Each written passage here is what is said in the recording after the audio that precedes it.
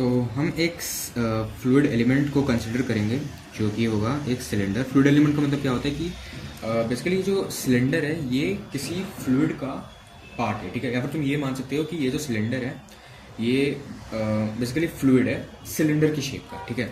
तो इसके बेस के एरिया को हम मान लेते हैं ए, ठीक है। बेस का एरिया हमारा ए है और इसकी जो हाइट है इसको हम लोग एच मान लेते हैं, ठीक है। तो ये जो हाइट है ना हमारी ये एच है, ठीक है।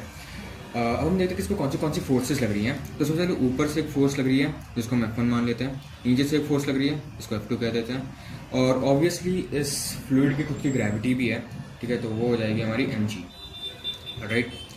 अब हम मान लेते हैं कि यहाँ पर प्रेशर लग रहा है, मतलब ऑब्वियसली यहाँ पर एक प्रेशर लग रहा है विच इज़ जिसको हम P1 मान लेते हैं और इसको हम P2 कह देते हैं, ठीक है। तो हम ये लिख सकते हैं कि F1 is equal to P1 है and F2 is equal to P2 है, राइट। अब ये हम कह रहे हैं ये जो मास है इस फ्लूइड का, मास को हम लिख सकते हैं डेंसिटी इंटू वॉल्यूम, ठीक है।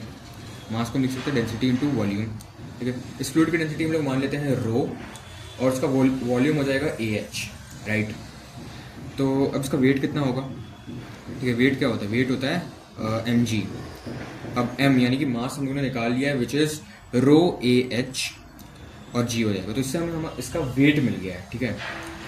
अब हमने ये कंसिडर किया कि जो फ्लूइड है ये इक्विलिब्रियम है, ठीक है, स्टैटिक कंडीशन में। यानी कि इसमें जो फोर्स लग रही है वो मिलकर नेट फोर्स जो बन रही है वो 0 है, ठीक है। यानी कि F1 plus mg is equal to F2, right.